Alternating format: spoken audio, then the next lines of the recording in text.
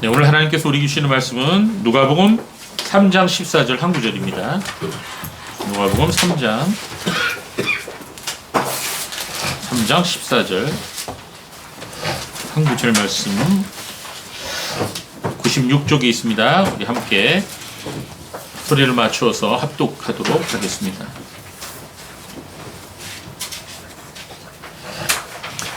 누가복음 3장 14절 말씀 우리 같이 읽겠습니다. 시작. 군인들도 그에게 물어 말하기를 그러면 우리는 무엇을 해야 합니까? 하니 그가 그들에게 말하였다. 누구에게서든지 강제로 빼앗지 말고 거짓으로 고소하지도 말고 너희의 긍휼로 만족하여라. 아멘. 네. 자, 우리가 요새 세례 요한에서 계속해서 말씀을 듣고 있죠. 세례 요한은 예수님께서 공생애를 시작하기 전에 요단강가와 유대 광야에 혜성같이 나타나서 사람들에게 회개의 세례를 전파했습니다. 그는 하나님께서 예수님의 길을 미리 준비하라고 보내신 하나님의 사람이었습니다. 그러나 그는 겸손해서 자기를 광야에서 외치는 자의 소리다 이렇게 자신을 소개했습니다. 그리고 그는 광야에서 자라났고 낙타털옷을 입고 그리고 메뚜기와 돌에서 나는 꿀을 먹고 살았다고 성경은 말하고 있습니다. 세례 요한은 사람들에게 하나님의 나라가 가까이 왔다 이렇게 외쳤습니다. 그리고 하나님의 나라에 들어갈 방법은 오직 회개하는 것뿐이라고 그렇게 말했습니다. 그리고 진정으로 회개한 사람만이 회개에 합당한 열매를 맺을 수 있다고 그렇게 말씀했습니다. 세례 요한은 자기에게 세례를 받으러 나오는 사람들에게 이렇게 말했습니다. 너희가 회개에 합당한 열매를 맺지 아니하면 다 찍혀서 불에 던져질 것이다. 사람들은 세례 요한의 이 말씀을 듣고 이렇게 물었습니다. 그러면 우리가 무엇을 해야 합니까? 그러면 우리가 무엇을 해야 합니까? 그때 세례 요한이 이렇게 대답을 해주었습니다. 너희가 가진 것을 너희보다 더 어려운 이웃과 나누어 쓰거라. 그리고 불의한 방법으로 돈을 벌려고 하지 말아라. 정직하게 살아야 된다. 그리고 너희가 가지고 있는 것이나 지금 처한 환경에 자족하고 만족해라. 이렇게 말씀을 했던 것입니다. 세례 요한은 사람이 진정으로 회개하고 회개에 합당한 열매를 맺으면서 살아가는 것이 구체적으로 어떤 모습인가를 말해 주었던 것입니다. 그렇습니다. 진정으로 회개한 사람은 악인들의 방법을 따라 살지 않습니다. 악인들은 다른 사람들이 어떻게 되든지 자기 자신만 잘 먹고 잘 살면 그만이에요. 그렇기 때문에 자신의 이익과 목적 달성을 위해서라면 살인과 폭력도 서슴지 않는 것입니다. 하늘나라에 속한 하나님의 백성들은 그런 길을 살 수가 없어요. 죄인의 길에 서지 아니하고 교만한 자의 자리에 앉지 아니하는 것입니다. 진정으로 회개한 사람은 주위에 가난한 사람을 못 본 채 할 수가 없습니다. 자신도 여유 있지 않지만 자신이 여유 있는 삶이 아니더라도 나보다 더 어려운 사람을 보면 이웃과 나누면서 살아갑니다. 진정으로 거듭난 사람은 그 마음속에 하나님의 긍휼의 마음이 있기 때문에 그렇게 할 수밖에 없는 것입니다. 회개에 합당한 열매를 맺고 살아가는 사람은 하나님께서 주신 모든 것에 감사하고 또 자족하는 삶을 살아갑니다. 왜냐하면 그것이 진정한 믿음이기 때문인 것입니다. 하나님 온전히 신뢰하는 사람만이 자족하는 삶을 살아갈 수 있기 때문인 것입니다. 자, 여기까지가 우리가 지난 6주간 동안 여러분과 함께 나눈 세례 요한에 관한 말씀이에요. 여러분 다 기억하십니까? 복습한 거예요 지금. 자, 지난주일 본문은 누가복음 3장 7절에서 14절까지였죠. 마지막 주일, 마지막 본문을 보겠습니다. 마지막. 그게 바로 오늘 본문이에요. 다시 한번 읽어볼까요? 자, 세례 요한이 군인들에게 이렇게 말했죠. 시작. 누구에게서든지 강제로 빼앗지 말고 거짓으로 고소하지도 말고 너희 긍휼로 만족하여라. 자, 이게 세례 요한이 군인들에게 한 말씀이에요. 오늘은 특히 이 말씀을 중심으로 우리가 함께 자세히 살펴보려고 해요. 세례 요한이 군인들에게 한 말씀은 다른 말로 하자면 더 이상 악한 방법으로 살아가지 말고 자족하고 감사하는 삶을 살아가라 이런 말씀이에요. 자, 세례 요한은 군인들에게 너희 급료로 만족하여라 이렇게 말했는데요. 여러분 이 급료라고 하는 것은 뭐죠? 예, 정기적으로 받는 돈을 말하죠. 일해서. 예, 여기도 이제 급료 받으면서 사시는 분들이 있죠. 예, 그런 분들을 뭐라 그럽니까? 예, 직장인, 월급쟁이. 그건 좀 낮춰서 하는 말인데 예, 월급쟁이에 확 감이 오네. 영어로 뭐라 그러죠? 예, 샐러리맨이라고 합니다, 여러분. 예, 샐러리를 월급이라고 하지 않습니까? 근데 이 샐러리가 원래 어디서부터 나온 말인지 여러분 아시는 분 아실 것 같은데 원래 소금에서 나왔어요. 소금. 그러니까 라틴어로 소금을 영어로는 솔트라 그러죠. 라틴어로 쌀이라 그래요. 우리 그 쌀 말고 소금을 쌀이라고 합니다. 근데 이 소금을 지급한다라는 말이 라틴어로 뭐냐면은 살라리움이에요. 예, 살라리움. 그래서 이 살라리움이 발음이 이제 불어로 갔다가 막 독일어로 갔다가 살라리가 되어버렸어요, 영어에서. 그래서 옛날에는 소금을 월급으로 줬다는 거 아니에요, 로마 시대 때. 왜? 소금 구하기가 그렇게 힘들었다는 거예요. 사람이 소금이 있으면 살 수 있을까, 없을까? 없으면. 소금 없이 살 수 있을까? 없어요. 사람이 이 몸에 이 폐하, pH라 그러죠. 이 소금기가 빠지면요, 사람 죽습니다. 그리고 온갖 병이 걸려요. 그렇다고 오늘 집에 가셔서 소금을 막 퍼드시지 마시고 적당히 먹어야 되는 적당히. 그 의사들이 자꾸 짜게 먹지 말고 싱겁게 먹으라 그러죠. 그것처럼 잘못된 게 없답니다. 현대의학이 계속해서 밝혀내고 있는 게 소금을 적당히 먹어야 된다는 거예요. 무조건 싱겁게 먹으면 큰일 난다는 겁니다. 만병의 근원이래요, 그게. 소금이 그래도 중요하답니다. 그래서 이 월급쟁이를 살러리맨이라 그러는데 세례 요한이 지금 뭐라 그런 거예요?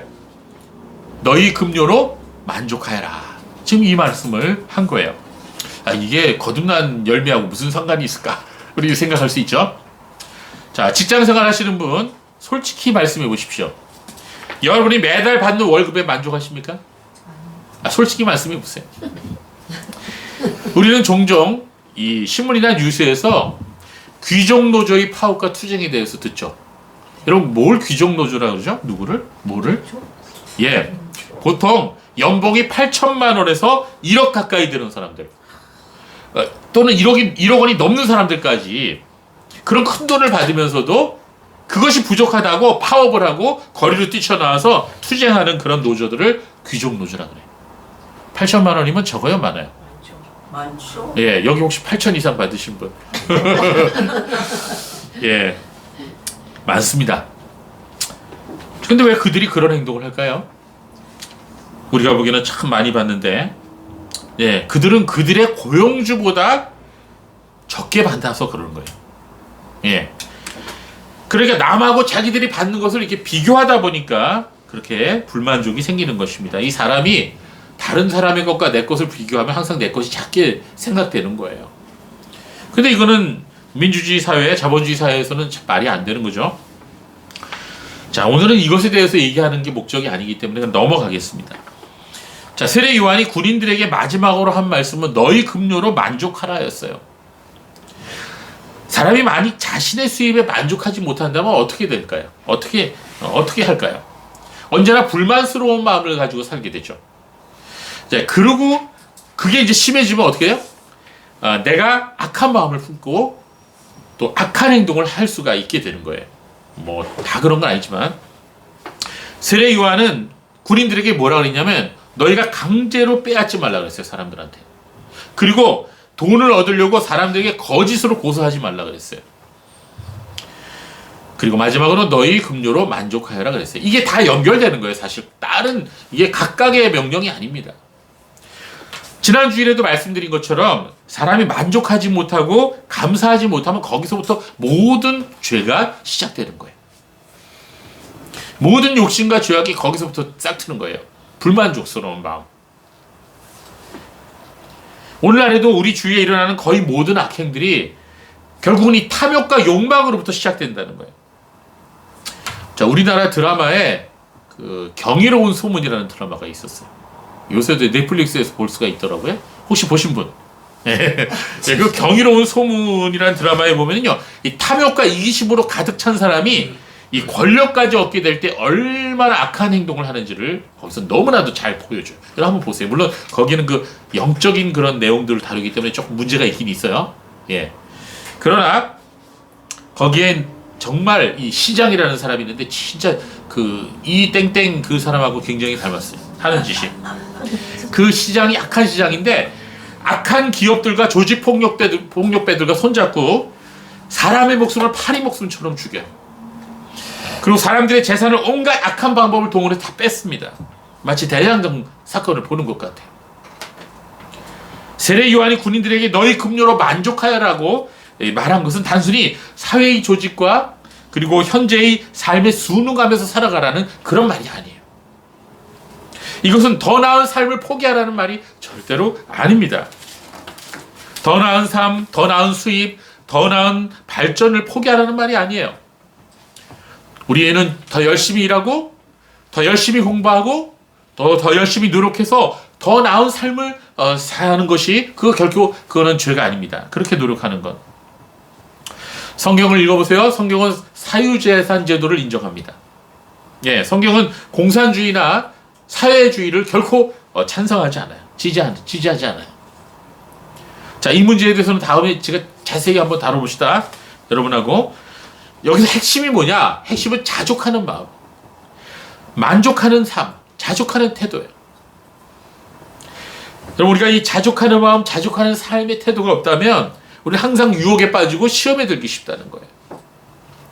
지난주일에도 말씀드린 것처럼 우리가 하나님을 신뢰하는 마음이 없다면 우리는 결코 자족할 수가 없다는 거예요. 자족하는 삶은 하나님을 온전히 신뢰함으로부터 나올 수 있다는 겁니다. 제가 여러분에게 한 가지 질문을 던져볼게요. 여러분은 행복하게 살기 원하세요? 아니면은 행복하지 않더라도 부자로 살기 원하세요? 행복하게. 예, 어떤 사람이 그러대요? 뭐라고요? 행복하게 부자로 살고 싶다고요? 질문을 좀 수정하겠습니다. 여러분은 좀 부족해도 행복하게 살고 싶으세요? 아니면 행복하지 않더라도 부자로 살고 싶으세요? 1번. 준모 어떻게 생각해? 1번? 어이구. 머리가 좋으신 분들은 이미 눈치를 채셨을 것 같아요. 사람의 행복하게 사는 것이 소유의 많고 적음에 달려있지 않다는 거예요. 여러분, 이걸 여러분이 살아보시면 아실 거예요. 물론 돈이 좀 있으면 좀 불편하진 않아요. 그러나 행복이 소유의 많음에 꼭 연결되어 있지는 않아요. 어떤 사람이 가난하게 살다가 어떻게 해서 일약 부자가 됐다고 하시면 로또가 맞았다. 옛날에는 이 로또가 판이 커갖고 저기 한 주 안 나오면 그 다음에 100억이 뭐 이렇게도 받았어. 요새는 그렇지 못하지만. 자, 여러분, 그렇게 해서 일약 부자가 되었다고 합시다. 그러면 잠시 행복해질 수는 있어요. 잠시 행복감에 젖을 수는 있습니다. 그러나 결국 시간이 지나면 그런 삶에 결국 만족하지 못해요. 그리고 이전과는 다를 바 없는 상태가 되는 경우가 많습니다. 여러분, 시간이 지나고 나면은 그 사람의 부유함이 결국 그를 행복해주는 근본 요소가 되지 못한다는 거예요. 자, 통계에 의하면 로또같이 거액에 당첨된 사람들이 그 당첨되기 이전보다 더 불행해지는 것들을 많이 볼 수가 있어요. 여러분, 아예 처음부터 금수저를 입에 물고 태어난 사람은 그 잠깐만의 행복도 몰라요. 예, 그냥 내가 그런 줄 아니까. 사람이 진정으로 행복하다고 느끼게 되는 게 언제인지 아십니까? 언제일 것 같아요? 예, 그것은 바로 만족할 때입니다. 만족할 때. 자, 그런데 이 만족을 영어로 뭐라고 할까요? 예, satisfaction이라고 그러죠. satisfaction.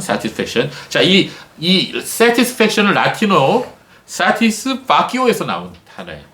이 satisfacio는 두 단어가 합쳐져서 된 거예요. satis라고 하는 단어하고 그 다음에 facre라고 하는 단어가 합쳐져서 satisfactio가 된 거예요. satisfactio에서 satisfaction이 나왔어요. 그런데 이 satis는 무슨 뜻이냐면 충분이라는 뜻이야. 충분히. 영어로는 enough예요. enough. 그 다음에 이 facre는 무슨 뜻이냐면 영어로 make, do 이런 뜻이에요. 뭘 하다라는 뜻이에요. 그래서 satisfaction은 어떤 의미냐면은 그 단어만 본다면 내가 하고 싶은 것을 충분히 하는 거예요. 내가 원하는 것, 내가 기대하는 것을 충분히 할 수 있는 것, 그게 satisfaction, 만족이에요. 근데 사람이 만족하면 행복한 거예요. 예를 들어서 지금 고기를 먹고 싶어, 갈비를 먹고 싶어. 예. 근데 갈비를 마음껏 먹었어. 현모는 몇 인분까지 먹을 수 있어? 10인분? 자, 우리 혜나나 지원이 같으면은 1인분이면 충분할 것 같은데, 현모는 조금 더 먹을 것 같은데, 준모도 그렇고. 자, 어제 한번 같이 먹으러 갑시다. 그런 날이 오겠지? 사람이 원하는 만큼 먹었다 그러면 만족한 거예요. 그럼 행복하죠, 그 순간에. 그렇죠? 만족한 거예요. 그러면 만족이라고 하는 것은 사람이 무엇을 원하느냐, 또 무엇을 필요로 하느냐, 무엇을 기대하느냐에 따라 결정된다는 것입니다. 여러분, 이전에 좀 시간 됐는데 전 세계적으로 그 나라의 삶의 만족 지수에 대해서 알아보는 조사를 했어요. 행복 지수죠. 전 세계에서 삶의 만족 지수가 제일 높게 나왔던 나라가 어딘지 아세요? 네. 미국이나 덴마크나 뉴질랜드 같은 그런 나라인 것 같은데 의외의 결과가 나왔어요. 어딘지 아십니까? 방글라데시. 네, 방글라데시는 방에서 구르는 그런 나라예요. 먹을 게 없어서. 예, 이 방글라데시가 1등으로 나온 거예요. 그리고 선진국으로 갈수록 삶의 행복 지수가 적게 나왔어요. 나는 불행하다 이렇게 사는 거예요. 우리나라는 어떨까? 별로 높게 나오지 않을 것 같아요. 자, 여러분, 근데 이상한 건 사람이요, 좀 부족하고 좀 배고파고 어려워도요, 서로 배려하고 도와주고 존중해주는 그런 문화가 있을 때, 그런 사회가 될 때 삶의 만족감이 높다는 거예요. 그러나 아무리 잘 살아도 남과 나를 항상 비교하며 살고, 그리고 서로 미워하고 시기하고 질투하고 죽이고 멸망시키는 그런 사회가 되면 정말 그건 지옥같이 느껴지는 거죠. 그런 사회가 되면 만족할 수 없는. 제가 느끼고 우리 전사님도 아시겠지만 옛날에 우리 사실 잘 살지 못했어요. 60년대, 70년대 잘 살지 못했어요. 그런데 지금보다 훨씬 그때 인정머리가 있었던 것 같아요. 예, 삶이 훨씬 여유가 있었던 것 같고, 그죠? 예, 지금은 너무 각박한 사회가 되고 있어요. 여러분, 오늘 보면 누가복음 3장 14절에 나오는 이 말씀을 우리가 주의 깊게 보아야 돼요. 뭐라고 했어요? 세례 요한이 너희 급료로 만족하여라. 여기서 이 명령형으로 나온 만족하여라고 하는 헬라어 단어가 뭐냐면요, 아르케이스테예요. 아르케이스테. 예, 원형이 아르케오예요. 아르케오. 이 말은 영어로 I am satisfied, 즉 나는 만족한다, 그런 뜻이에요. 아르케오. 그런데 이 신약 성경에서 이 단어가 굉장히 자주 나와요. 세례 요한이 군인들에게 한 이 아르케오, 즉 만족하다는 단어는 사도 바울도 아주 자주 사용했습니다. 빌립보서 4장 11절에서 13절 말씀을 보면 이런 말씀이 나와요. 우리 같이 읽어볼까요? 여러분 나눠드렸죠? 시작. 내가 이것을 말하는 것은 궁핍하기 때문이 아니다. 나는 내가 처한 상황에서 자족하는 법을 배웠다. 나는 비천에 처할 줄도 알고 풍부에 처할 줄도 안다. 나는 배부림이나 배고픔이나 풍부나 궁핍이나 모든 형편에 처하는 비결을 배웠다. 내게 능력 주시는 분 안에서 내가 모든 것을 할 수 있다. 굉장히 유명한 본문입니다. 자, 여기서 이 11절의 말씀을 보세요. 나는 내가 처한 상황에서 뭐 하는 법을 배웠다? 자족하는 법을 배웠다. 바로 이 자족하는 법에 이 자족한다는 단어가 어떤 단어를 썼냐면 아우타르케스예요. 아우타르케스. 자, 이 아우타르케스는 두 단어가 합쳐진 거예요. 앞에 아우토스라는 단어하고 뒤에 아르케오라는 단어가 합쳐진 거예요. 자, 아르케오는 지금 방금 우리가 배웠죠? 만족한다는 뜻이에요. 또 아우토스는 무슨 뜻이냐? 영어로 셀프예요. 셀프. 내 스스로. 그러니까 이 자족하는 법을 배웠다라고 하는 사도 바울의 고백에 이 단어인 아우타르케스라는 단어는 내 스스로 만족한다는 그런 뜻이에요. 네. 사도 바울은 스스로 자족하는 법을 배웠다고 여기서 고백하고 있어요. 이 말은 사도 바울이 어떠한 상황 가운데서도 배고프거나 배부르거나 또는 내가 부요하거나 내가 쪼들리거나 어떠한 상황 가운데서도 변함없이 온전히 하나님께서 공급하시는 것으로 스스로 만족하다. 그 법을 배웠다. 이렇게 고백하고 있는 거예요. 여러분도 그러세요? 이거 굉장히 중요한 말씀이에요, 여러분. 사도 바울은 내가 처한 상황에서 어떠한 상황에 내가 처하든지 간에 언제나 하나님을 온전히 의뢰함으로 어떠한 환경 가운데서 스스로 만족하는 법을 배웠다. 이렇게 고백하고 있는 것입니다. 예, 저는요, 탈북한 북한 소년 12살짜리 만났는데 그 탈북한 소년이 온몸이 사방이 다 그냥 상처투성이에요. 밥을 주는데 밥이 이만한 그릇에다가 먹는 거예요. 저거 먹다가 저거 배 터져서 죽을 것 같은데 그렇게 먹냐? 이거 먹으면 언제 먹을지 모른다는 거예요. 자, 거기 갔다 오고 이제 제가 선교 갔다 와서 느끼는 게 뭐냐면 정말 밥 한 그릇 놓고 지상에 최대의 감사를 드리자. 이제 그렇게 생각했어요. 스스로에게. 자, 반찬이 있건 없건 뭐 갈비가 나오건 아니면 그냥 김치 하나든 간에 내가 밥을 먹을 수 있다는 사실이 얼마나 감사하냐. 내가 어떠한 상황에 처해더라도 뷔페에 가서 뭐 수백 가지 수십 가지 음식을 먹든지 아니면 그저 그냥 집에서 찌개 하나에 그냥 밥을 먹든지 내가 어떠한 상황에 처해든지 아니면 밥이 좀 없어갖고 좀 굶든지 자족하는 법을 배웠다. 이렇게 지금 사도 바울이 얘기하고 있는 거예요. 그런데 이게 바로 믿음이라는 거예요. 이게 바로 믿음을 나타내주는 표시하는 거죠. 자, 디모데전서 6장 6절에도 이런 말씀이 나오는데 한번 읽어볼까요? 시작. 그러나 자족하는 마음이 있으면 경건은 큰 유익이 된다. 자, 여기서도 똑같은 단어를 썼어요. 자족하는 마음. 여기도 역시 아우타르케이아스라는 단어를 썼는데 그 말은 결국 아까 나온 아우타르케스하고 똑같은 말이에요. 스스로 만족한다는 거예요. 예. 자, 헬라어 성경사전에서는 이 단어를 이렇게 설명하고 있습니다. 아우타르케이아는 스스로라는 뜻의 아우토스와 만족하는 뜻의 아르케오가 합쳐진 말로 그리스도 안에 거함으로써 그들의 모든 필요를 얻게 되는 성령 충만한 그리스도인을 설명할 때 쓰이는 단어다. 이렇게 설명하고 있어요. 참 멋진 표현이에요. 멋진 단어입니다.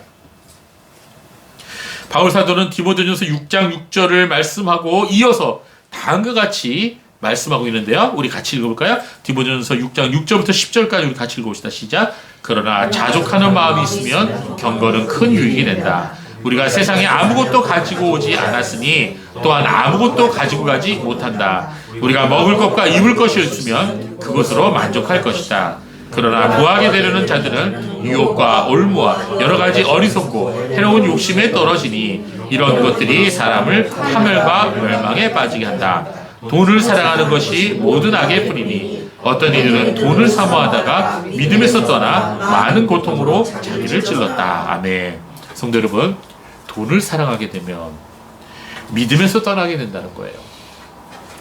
여러분, 이걸 명심하셔야 됩니다. 돈은 우리의 삶에 있어서 없어서는 안 되는 그런 거지만 우리가 하나님보다 돈을 더 사랑하게 되면 우리의 믿음은 반드시 부패하게 된다는 거예요. 예, 돈을 열심히 벌어야 돼요. 그러나 돈에 매입은 안 돼요. 히브리서 기자도 13장 5절에서 다음과 같은 말씀을 했어요. 우리 같이 읽을까요? 히브리서 13장 5절 시작. 돈을 사랑하지 말고 있는 말을 족한 줄로 알라. 그가 친히 말씀하시기를 내가 결코 너희를 버리지 아니하고 너희를 떠나지 아니냐 하셨느니라. 자, 여기 뭐라 그랬어요? 있는 말을 족한 줄로 알라. 그랬죠? 여기서도 이 족하다는 말의 뜻이 똑같이 아르케오가 또 나와요. 아르케오. 예. 여러분, 저는요, 이 성령 충만이라는 단어를 이렇게 생각해요. 이 성령 충만의 성경적인 개념이 뭐냐? 여러분, 교회마다, 목사님마다 이 성령 충만이라는 단어를 다르게 설명합니다. 어떤 분은 이 성령 충만이라는 단어를 어떻게 얘기를 하죠? 예. 막 방언을 하고, 은사가 나타나고, 귀신이 쫓겨나가고, 예, 병든 자가 고쳐지고, 이런 걸 성령 충만의 모습이라고 하죠. 그러나 그거는 그냥 은사가 나타나는 것이에요. 은사가 나타나는 것. 성령 충만하고 하다는 것은 주님 안에서 내가 성령님 안에 거함으로 성령님을 통해서 나의 모든 필요를 주님께서 이미 주셨다. 그래서 자족하는 상태. 네, 자족할 줄 아는 그 상태. 그걸 저는 성령 충만이라고 그렇게 봅니다. 그게 성경적인 개념이라고 봐요. 주님만으로 만족하는 마음, 주님만으로 만족하는 삶 그 자체. 주님 안에서 자족하는 그리스도인의 모습이야말로 이 성령 충만한 모습인 것입니다. 자, 그래서 오늘 이 본문은 우리에게 이렇게 강하게 도전하고 있습니다. 성도 여러분 지금 자족하며 살아가고 계십니까? 나 자신이 지금 자족하면서 살아가고 있습니까? 지난 한 주간만 봅시다. 아니면 내가 불평하고 염려 가운데 빠져서 살아가고 있습니까? 세상 사람들처럼 염려 가운데 빠져서 거기서 헤어나오지 못하고 매일 매 순간을 내일 일들을 염려하면서 머리를 굴려가면서 어떻게 하면 돈을 더 벌 수 있을까? 이런 고민을 하면서 살아가고 있습니까? 뭐 고민 자체는 나쁜 거 아니에요. 그런데 우리가 거기에 빠져서 염려 가운데 세워나지 못한다면 그것은 믿음의 행동이 아니에요. 다시 말씀드리지만 자족하며 살아간다는 것은 하나님께서 주실 테니까 나는 아무 노력도 하지 않고 살겠다 이런 말이 아니에요. 그냥 앉아서 기다리겠다 그런 의미가 아닙니다. 열심히 일하고 열심히 노력하면서 살아가되 하나님의 방법대로 일하고 그리고 하나님께서 주실 때까지 기다리고 하나님께서 허락하신 현재의 모든 것을 진정으로 감사함으로써 받아들일 수 있는 바로 그런 삶의 태도가 바로 자족하는 삶이라는 것입니다.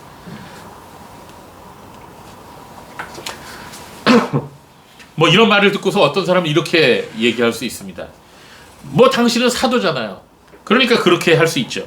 당신은 목사니까 그렇게 말할 수 있죠. 그러나 나는 평신도라고요. 난 그럴 수 없어요. 이렇게 말하는 사람도 있더라고요. 여러분 그러나 하나님께서 이 말씀을 성경에 기록해 주신 거는 목사들만 들으라고 이 말씀 기록해 주셨겠어요?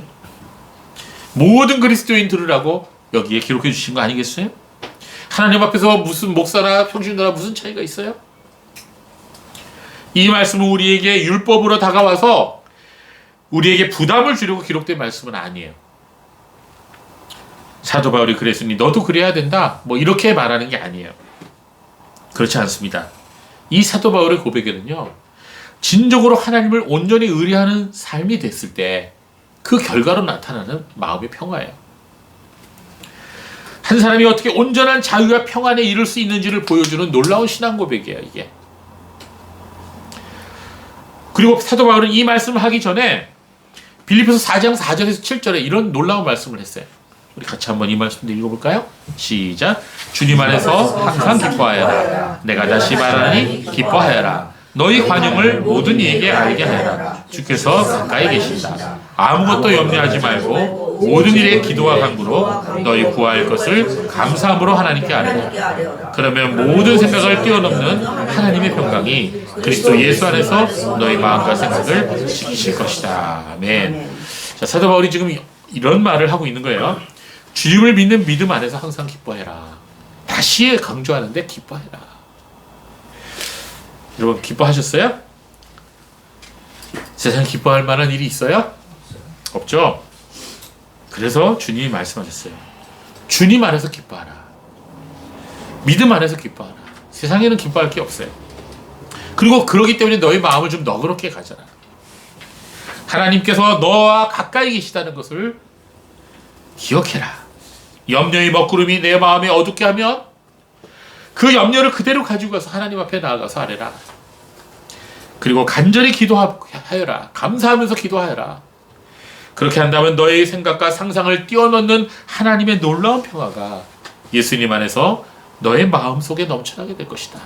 지금 이렇게 얘기하고 있는 거예요. 두려워 말라. 하나님은 방법이 많으시단다. 나는 이제 끝났다고 말하지 말아라. 하나님께서는 닫힌 문도 여시고 길이 없다면 없는 길도 만드시는 분이시다. 내가 생각지도 못하는 방법으로 너를 도우실 것이다. 자, 이런 말씀을 지금 하고 있는 거예요. 그런데 이런 말씀을 들을 때는 은혜로 받는데 다시 여러분이 이제 예배를 끝내고 삶의 현장으로 돌아가면 어떻죠? 또 다시 흔들리죠. 예. 우리의 삶은 마치 거친 파도를 항해하는 그런 배와 같아요. 파도는 그칠 줄 모릅니다. 계속해서 세차게 우리를 향해서 내몰아쳐요. 우리는 마치 술 취한 사람처럼 이리 비틀 저리 비틀거립니다. 심하게 요동거리죠. 말씀 들을 때는 참 좋았는데 예배 드릴 땐 좋았는데 막상 삶의 현장 속에 가보면 우리 가만 놔두지 않습니다. 세상에. 날마다 유혹과 시험이 우리에게 다가옵니다. 어떻게 이런 수입으로 살지? 전혀 생각지도 못한 일들이 막 터져요. 이제 어떡하지?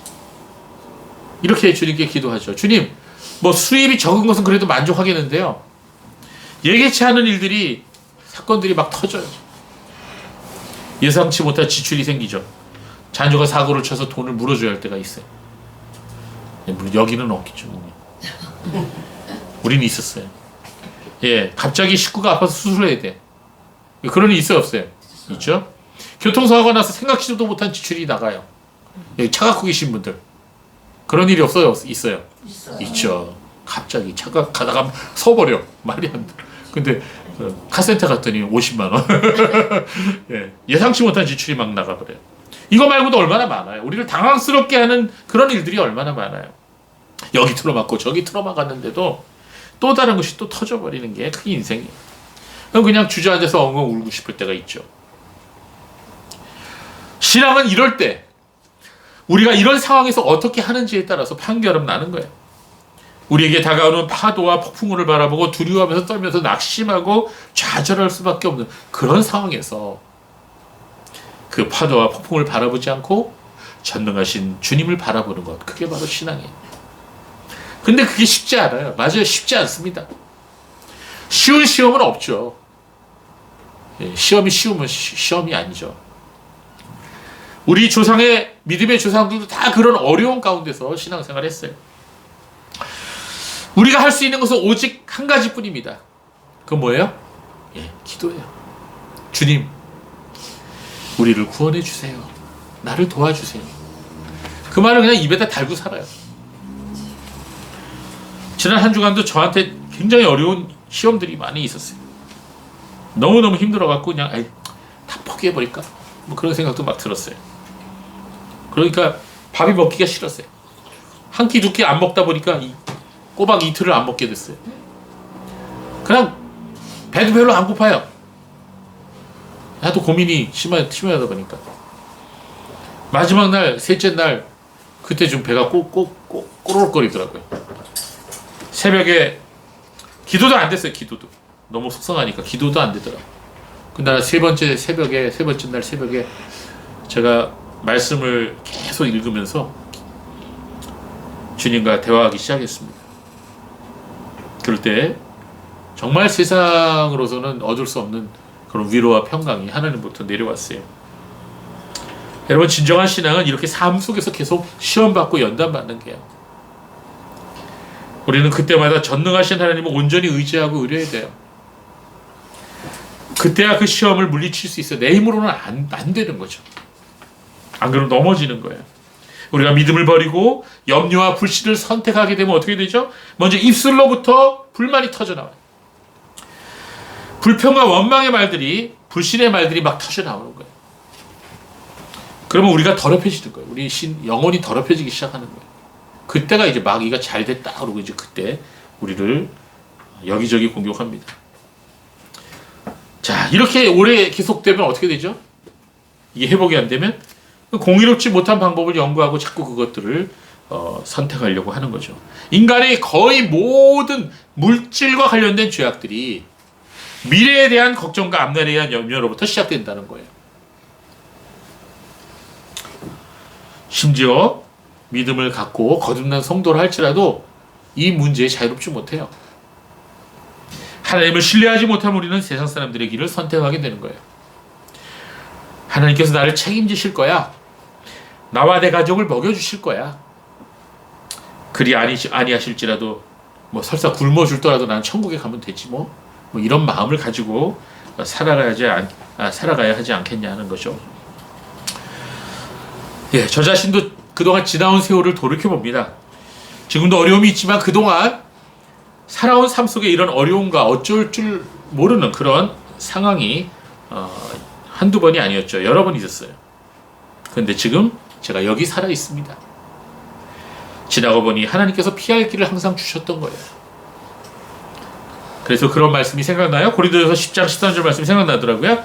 한번 읽어볼까요? 같이 시작. 사람이 감당할 시험 받기는 너희가 당한 것이 없나니 오직 하나님은 미쁘사 너희가 감당하지 못할 시험 당함을 허락지 아니하시고 시험 당할 즈음에 또한 피할 길을 내사 너희로 능히 감당하게 하시느니라. 회개에 합당한 열매를 맺으라고 말씀을 전한 세례 요한에게 사람들은 이렇게 물었죠.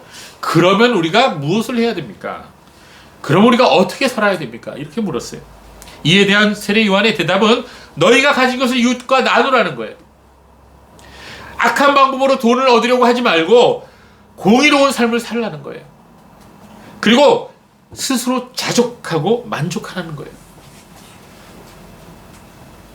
사도행전을 읽어보면 오순절날 성령께서 강하게 강림하시고 나서 수많은 사람들이 몰려들어 베드로의 설교를 들었습니다. 그리고 베드로의 설교를 듣고 회개하고 예수님을 주와 구주로 영접하는 놀라운 사건이 생겼습니다. 그들은 모두 거듭난 성도가 되었고 그들의 삶 속에는 거듭난 회개에 합당한 열매들이 맺혀지기 시작했습니다. 그것은 그들이 자기의 재산을 가지고 나와서 사도들에게 다 내어 바치면서 함께 모여서 생활의 필수품들을 옷이나 음식 같은 것들을 함께 나눴다는 거예요. 여러분, 이거는 그들의 회개를 보여주는 그런 증거였어요. 이게 사람이 인위적으로 이렇게 하려고 하면 이게 이루어지지 않습니다. 반드시 부작용이 생겨요. 이거는 성령께서 역사하셔서 자연스럽게 나타나는 열매가 되어야 돼요. 회개에 합당한 열매가 무엇이냐고 우리가 물을 수 있습니다. 그것은 추상적인 개념이 아니에요. 그것은 신학적인 교리적인 개념도 아니에요. 그것은 구체적인 삶 속에서 나타나는 행동의 변화입니다. 행동의 열매예요. 지난주에도 말씀드렸듯이 믿음이란 무엇이냐? 바로 믿음이란 하나님을 믿고 신뢰하면서 현재의 삶 속에서 자족하며 살아가는 것이다. 이렇게 말씀드렸죠. 하나님을 신뢰하는 마음이 없다면 그렇게 할 수 없는 것입니다. 현재 나의 모든 사정을 하나님께서 알고 계신다. 이 믿음이 없다면 그럴 수 없다는 거예요. 현재 나의 처한 모든 것이 하나님께서 허락하신 것이라는 그 믿음이 없다면 그렇게 할 수 없다는 것입니다. 우리가 앞에서 함께 읽었었던 히브리서 13장 5절 말씀을 우리 한번 다시 한번 볼까요? 네, 뭐라 그랬어요? 돈을 사랑하지 말고 있는 바를 족한 줄로 알아. 그가 친히 말씀하시기를 내가 결코 너희를 버리지 아니하고 너희를 떠나지 아니하리라 하셨느니라. 하나님께서 뭐라 그러셨어요? 내가 결코 너희를 버리지 아니하고 너희를 떠나지 아니하리라. 예. 다시 같은 말씀을 강조한 거예요. 자, 하나님께서는 모든 남자와 여자 누구든지 그의 영혼을 그리스도 안에 있는 자비에 의탁하고자 하는 그런 사람에게 지금 말씀하고 계시는 거예요. 내가 결코 너희를 버리지 않고 너희를 떠나지 않을 것이다. 나 곧 영존하시는 아버지 전능한 하나님 만왕의 왕이 결코 너희를 버리지 않고 너희를 떠나지 아니하리라. 지금 말씀하고 계시는 거예요. 여러분, 이 문장을 헬라어로 자세하게 들여다보면요 굉장히 강조하는 그런 문맥입니다. 절대로 결단코 단 한 번도 너를 버리지 않고 너를 떠나지 않겠다. 이런 의미로 우리가 해석될 수 있는 문장인 것입니다. 성도 여러분, 우리가 알고 있는 세상은 어떻죠? 세상 사람들은 서로 미워하고 오해하고 떠나가 버리고 버리고 갈라서고 헤어지고 실패하고 실망시키는 그게 바로 세상이에요. 네, 세상 사람들은요 난 너와 생각이 달라 그럼 금방 헤어져요. 금방 떠나갑니다. 난 너에게 실망했어 그럼 또 떠나가요. 아, 더 좋은 것이 있네 그럼 또 떠나가요. 그게 세상이에요. 이러한 세상 중에서 나는 절대로 너를 떠나지 않을 것이다. 너를 버리지 않을 것이다. 그런 존재가 있다면, 그런 존재가 나와 함께 내 옆에 계시다면 얼마나 든든하겠어요. 그렇죠? 예. 여러분, 사람의 머리에 이마에, 저도 이마가 조금 넓은 편이죠. 근데 요새 점점 더 넓어지고 있어요. 사람의 머리에 이 모니터가 있어서 그 사람의 현재 생각이 다 그대로 드러난다면, 또 거기에다가 더 붙여서 과거에 내가 무슨 짓을 했는지 다 드러난다면, 자, 과연 내 옆에 누가 있어줄 수 있을까? 예, 아무도 같이 안 있을 것 같아. 다 도망갈 것 같아. 어떤 사형수가 감옥에 갇혔어요. 사형 집행일만 기다리고 있습니다. 근데 어떤 나이든 여자분이 분유를 타갖고 따뜻하게 가슴에 품고 그 사형수를 만나러 왔어요. 누굴까요? 엄마. 사형수 엄마입니다. 네, 어머니의 사랑은 참으로 위대하죠? 그 어머니에게는 사형수가 아니라 자기 아들이에요. 그러나 그러한 어머니조차도 언젠가는 떠날 수밖에 없어요. 내 곁을. 이 땅의 좋은 것들도 다 우리를 떠나가요. 건강도 떠나가고 돈도 떠나가고 재산도 떠나가고 우정도 떠나가고 모두 날개를 달고 날아가 버려요. 오늘 있다가도 내일 없어지는 거예요. 그게 이 세상이에요. 그러나 하나님께서는 말씀하시고 계세요. 내가 결코 너희를 떠나지 않고 너희를 버리지 않겠다. 여러분, 이 말씀 믿으시기 바랍니다. 하나님 나의 모든 것을 다 알고 계세요. 나의 추한 과거도 다 알고 계세요. 근데도 날 떠나지 않으시겠대요. 날 버리지 않으시겠대요. 왜 그렇습니까? 자기 아들을 아끼지 아니하시고 우리를 위하여 내어주셨기 때문이에요.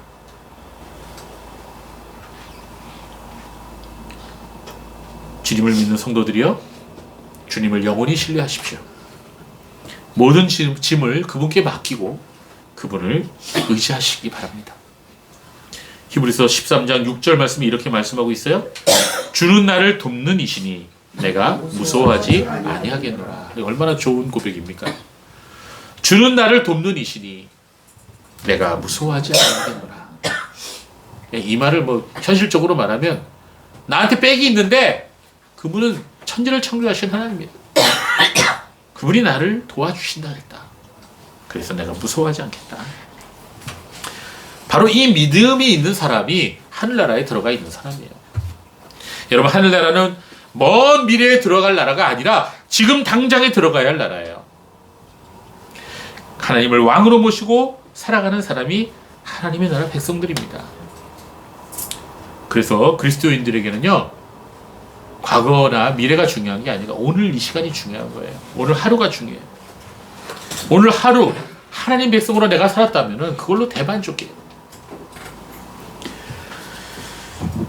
내가 내일 주님의 나라에서 눈을 뜰 수만 있다면 그거야말로 성공한 인생인 거예요. 만약 하나님께서 하루 더 허락하신다면 하루를 더 살 거예요.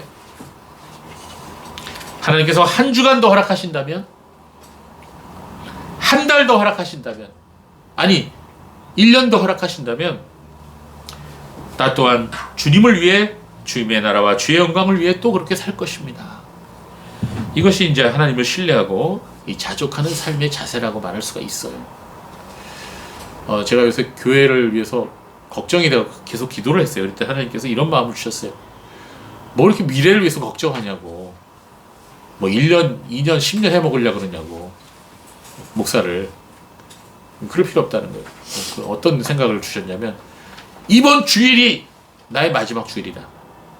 오늘 제가 이 마지막 설교하는지도 몰라요. 기분 나쁜 소린가? 제가 갑자기 죽을 수도 있잖아요. 차 타고 가다가. 그죠? 예. 제가 갑자기 죽을 수도 있잖아요. 제가 옛날에 얼마 전에 그 이시영 집사님하고 우리 집사람하고 같이 어디 갔다 오다가 졸았어요. 졸아갖고 그 톨게이트 앞에 있는 그 세워놓은 거기 빠바바바박 하다가 정신이 갑자기 들어. 다시는 제 차 안 타실 것 같아요. 제가 운전해요. 제가 운전하다가 조는 경우가 좀 종종 있거든요. 자, 여러분, 사람이 언제 주님 부르실지 몰라요. 근데 우리가 얼마나 더 살더라도 정말 하나님이 하루 허락하시면 그 하루를 주님과 함께 살겠다, 이런 마음을 가지면 돼요. 이것은 또한 산상수훈에서 예수님께서 말씀하신 성도의 삶의 자세인 거예요. 하나님을 의지하면서 일용할 양식을 구하는 삶이야말로 자족하는 삶이에요. 주님께서 오늘 오시더라도 이 세상에 미련 없이 툴툴 털어버리고 주님을 반갑게 맞을 수 있는 그런 삶의 자세, 그게 자족하는 삶이에요. 오늘에 충실하고 내가 있는 자리에서 내가 할 일을 최선을 다해 성실하게 살다가도 주님께서 부르시면 기쁘게 달려갈 수 있는 그런 믿음의 자세, 거기서부터 자족하는 마음이 오는 거예요. 그래서 우리는 자족하는 사람이 되기를 위해서 기도해야 돼요. 오늘 우리가 자족하는 믿음, 자족하는 삶, 자족하는 태도에 대해서 함께 생각해 보았는데요. 이런 사람이 자족하며 살아가는 사람을 이 세상에서 찾아보기가 쉬워요, 안 쉬워요? 예, 어렵습니다. 왜냐하면 진정한 믿음을 잘 찾아볼 수 없기 때문인 것입니다. 진정으로 하나님의 은혜 안에 거하면서 진정으로 경건한 삶을 살아가는 사람 정말 만나기 어려워요. 요새 특히 요새 어려워요. 극히 소수만이 그렇게 사는데요, 이 자족하는 삶을 살기 위해서 반드시 조건이 하나 있어요. 그것은 내가 죄인인 것을 아는 사람이 그렇게 할 수 있어요. 정말로 나의 깊은 내면을 깨달아야만 내가 자족하는 삶을 살 수 있어요. 자족한다는 것은 겸손과 자기 이해와 자신의 죄악됨과 부패함을 철저하게 내가 인식할 때 올 수 있는 거예요. 하나님 앞에서 나의 죄와 부족함을 깨닫고 하나님 없이는 내가 도저히 살 수 없습니다. 이것을 뼈저리게 느낀 사람만이 진정으로 자족하는 삶을 시작할 수 있어요. 그러므로 자족하는 삶을 살아가는 사람은 내 안에 있는 가시도 하나님께서 허락하신 거야 라고 받아들일 수 있는 거예요. 나에게 다가오는 크고 작은 고통 속에서도 하나님의 선하심과 섭리를 믿기에 향기로운 장미꽃을 보면서 감사하고 그와 동시에 또한 장미꽃의 가시조차도 감사할 수 있는 그런 삶이 바로 자족하는 삶이다. 하나님을 나의 분깃으로 구하고 하나님만이 나의 진정한 기업이 되신다고 고백합니다. 그리스도를 나의 구세주로 삼고 하나님 말씀을 나의 일용할 양식으로 삼을 때 우리의 자족은 시작되는 것입니다. 그러므로 자족하는 삶은 이 세상 인문 철학이나 철학이나 드라마나 영화로부터 배울 수가 없어요. 자족하는 마음은 오직 예수 그리스도의 발 아래서만 배울 수가 있어요. 하나님을 진정한 친구로 삼고 천국을 보금자리로 가진 사람은 그러므로 하나님을 기다립니다. 하나님께서 주실 때까지, 하나님께서 행하실 때까지 기다립니다. 현지에 있는 것이 좀 부족해도, 처해 있는 환경이 좀 불편해도 진정한 성도는 이 땅에서 적은 것으로 만족할 수 있는 그런 성도가 되는 것입니다. 자, 말씀을 이제 정리하겠습니다. 여러분 알렉산더 대왕 아시죠? 이 알렉산더 대왕이 어느 날 유명한 그리스 철학자 한 명을 만나러 갔어요. 그 철학자는 디오게네스라고 하는 철학자입니다. 이 사람 괴인이에요. 괴상한 사람이에요. 그런데 그에게 찾아가서 이렇게 말했다 그래요. 디오게네스요, 당신이 가지고 싶은 것이 있다면 나 알렉산더가 무엇이든지 주겠어. 말만 하시오 라고 했어요. 그러자 이 철학자 이렇게 말했다 그래. 당신이 나와 태양 사이에 가로막고 서 있는 것을 빼고는 아무것도 없소이다. 무슨 말이에요? 비키라는 거. 태양빛 가로막지 말고 비키라는 거예요. 난 아무것도 필요 없다는 얘기죠. 과연 대단한 철학자죠. 예, 디오게네스의 이 말은 우리 성도들에게 귀한 아이디어를 주어요. 우리 영혼과 그리스도 사이에 가로막고 있는 것이 그 무엇이라도, 그것이 이 세상의 왕이라 할지라도 우리는 거절할 수 있어야 한다는 거예요. 네. 여러분, 그리스도를 본받아라고 하는 고전책이 있어요. 저기 뒤에도 있는데 그 책을 누가 지었냐면 토마스 아켄페스라고 하는 분이 졌습니다. 이분 물론 이제 종교교육 이전 분이기 때문에 호불호가 있지만 그러나 이분의 그 책 중에는 아주 귀한 말씀들이 있어서 우리가 참고로 읽을 필요는 있어요. 거기서 이 토마스 아켄피스가 뭐라 그랬냐면, 저는 그리스도 외에는 더 바라는 것이 없습니다. 이렇게 고백했어요. 하나님께. 저는 예수님만으로 만족합니다. 예수님이 베풀어 주신 사랑만으로 저는 충분합니다. 이런 고백을 그는 항상 하고 살았어요. 그가 이렇게 말할 수 있는 이유가 뭘까요? 그것은 그리스도야말로 모든 것의 모든 것이 되신다는 걸 알았기 때문이죠. 그렇습니다. 그리스도의 성도 여러분, 우리 모두 예수 그리스도 안에서 진정으로 자족하고 만족하는 그런 성도가 되시기를 바랍니다. 기도하겠습니다.